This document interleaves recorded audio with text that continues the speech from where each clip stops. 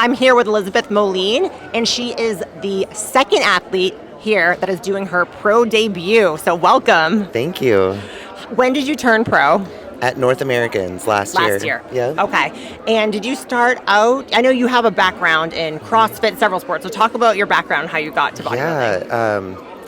Okay, so I grew up playing hockey. Okay, we just had another hockey player. Yeah. Canada, yeah. I played for 12 years. And Okay. then when I was done with that, when I graduated, I needed something, so I started running and did a few half marathons. And I had a friend that was like, you should try CrossFit. I think you'd really like it. And I went to one class and drank the Kool-Aid super hard. And I got super into CrossFit. Decided I liked the lifting portion of CrossFit way more than the WODs. So then I went into Olympic weightlifting. Okay. I injured my knee and I couldn't train. What did you do to it? I had a partial tear in Okay. my patellar tendon. Same. I just had surgery on in April. Oh, it's not fun. It is It's not fun when you love squatting. So.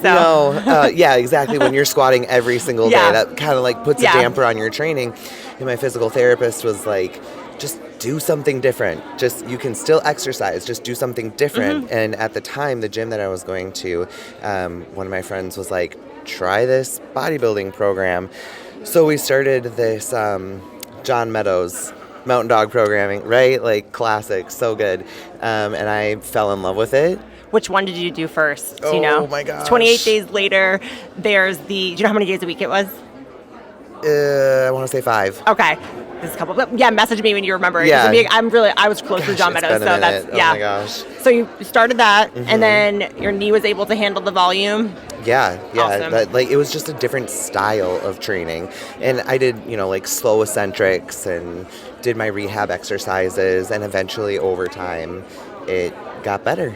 So, yeah. And then, so when you were doing CrossFit, were you one of those, did you have amazing delts? Oh, was it just was that your natural body part? No. No, it wasn't? No. If you look back to my CrossFit days, I have 0 shoulders. I wanted shoulders so badly. My shoulders did not start growing until I did lateral raises. And 4 times a week? Yeah, isolated specific shoulder exercises. And actually, shoulders and arms were my focus this off season. Well, so. It definitely paid off. Thank you. I love it. Thank you. So tell us a little more about who you are outside of bodybuilding. I understand being an athlete's part of your identity, but I don't know you too well, so. Yeah. Gosh, I'm a physical therapist assistant. Okay. So that's my full-time day job. I'm also a personal trainer. Okay. Yeah, that's what I do for my career. And outside of that, I have my gym community. I love my gym community. What gym? I go to Los Campeones. Okay. In Minneapolis. Okay. Yeah, I've heard about that actually. Yeah, there's different athletes there too. Isn't there powerlifters as well? Yeah. So that's actually where I was doing my Olympic weightlifting. Okay. And I had my friend that talked me into the bodybuilding workout. So yeah, it's Olympic lifting, powerlifting, bodybuilding. Yeah, it's they have opened up a few more locations in the Minneapolis metro area, and it is by far the best gym in the Midwest. Yeah, I have a client that actually went there. I coached more strongman, so I think she had nice. sandbags and stuff there. Yeah. But what I wanted to ask, so weightlifting. So when I was doing strongman, I dabbled with weightlifting a little bit to try and improve my overhead press for jerk. I feel like that is the most patient sport there is. And what does it transfer over to posing? Because it's absolutely. All right, talk about that. When I coach posing, or when I'm teaching my clients how to pose, I'm like, think about how you hold a barbell in the front rack position and what your lats feel like when you're pressing up against the weight, and then just drop your hands. And that's your lat spread. I feel like it transitions so much. That is a good cue. Because go figure, I wasn't very good at weightlifting. And posing's been probably the hardest aspect for me to be patient with it. But that is a really good cue. I love that. Do you teach posing as well? I do. Okay. Yep. So the clients that I coach, I have lifestyle clients, and I also coach athletes. Okay. I have some competitors. I have some first-time competitors that haven't competed yet, and I get to work with them for an off season, and then we're going to do a show. So I have a wide variety of clients. So you're at the PT clinic a couple days a week, and then do you do both in-person and online training? I do. What's your coaching business? I'm with Avelli Fitness. Okay. Yeah, I'm one of the coaches with Avelli Fitness. So that's my friend Sandra that I met at Lowe's, started this business, and I teamed up with her.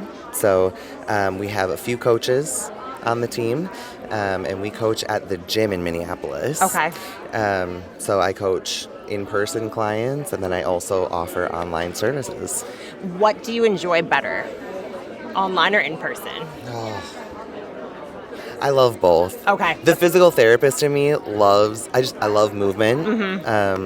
I love helping people move really well, because it's like the primary foundation movements, your squat, your press, your deadlift, your hip hinge, like that transition to your strength training, to every single movement that I see people struggle with like I work in a geriatric setting. Okay. So. And it's like, I see people that have a hard time standing up from their chair. I'm like, man, if you would have squatted, if you would have done some squats when you were younger. And so it's like coaching people, yeah, you want to look good. Yeah, there's the aesthetic portion of it. But like, I want to make sure I can go upstairs when I'm 70 years old. Yes. And I want to make sure that I'm still able to go for a hike and can like be functional and independent. And, it's like absolutely those primary movement patterns. So I really like in-person training, but I also love helping people create healthy lifestyles,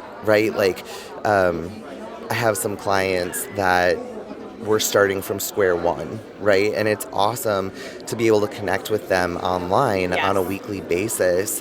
And it's like teaching consistency with like tracking protein, something simple, starting small, and then continuing to grow from there is so rewarding. I agree. So when I transitioned to online training, I was a little worried at first about working with a regular lifestyle client. And I was like, okay, so an athlete is going to stress and small little details about maybe adding 5 pounds to their lift or bringing a better physique, where a lifestyle person, you are literally changing their life by helping them wake up in the morning and get sunlight and do steps, just the very, very basics. And it's so, 360 when you see their entire life change. Yeah, absolutely. And it's like, they start feeling better. It's not just aesthetically, like they have more energy and they're excited about this new lifestyle that's making them feel so good. And it's like, that's so rewarding. It is.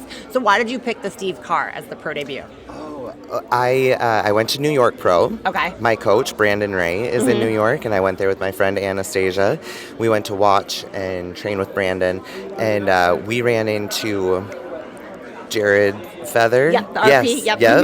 And one of our sponsors, big sponsor here. RP Strength. Yeah. So he mentioned this show, and so it was in the back of my mind. I was like, ooh, I'm gonna put a pin in that. That was April, right? Yep. Okay. Yep. And I was like, I'm gonna put a pin in that or it was May. Okay. Yeah, it was May. I didn't tell my coach about it. I was just kind of like brainstorming pro debuts, brainstorming shows, because I knew I wanted a year off season, but I was kind of itching to start prep. And when the show was announced, my coach called me and he was like, hey, do you want to do this? That aligned well. Like, all right, let's go. It's already in the back of your head. Yeah. So for tomorrow, is there any specific mantra you tell yourself before going on stage? Talk to us about that. I love getting inside pro athletes' heads. Honestly, I know that God is with me through this whole process, and I can't fail. I'm not going to fail, no matter what happens. That's the thought that I have in my mind when I'm so grateful to be able to be here and to be able-bodied and to do this sport that I love.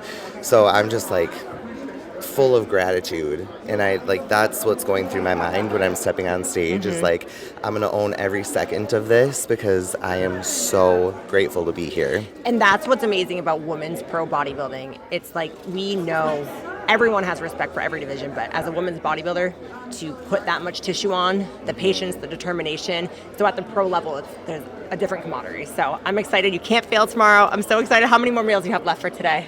I have no idea. Okay. All right. Well, I will let you go. I have been FaceTiming my coach, and he tells me the next steps. It's great. Well, I'll let you go carb up. Thank and it you. was so nice to meet you. I can't wait to see you on stage tomorrow. Yeah, nice to meet you too. Thank you. Oh, well, actually, last question. Where can we find you on social media? In your coaching business? Yes. Elizabeth.moline.33. Okay. We'll make sure you tag it. And Avelli Fitness. Awesome. Thank you so much, Elizabeth. Thank you.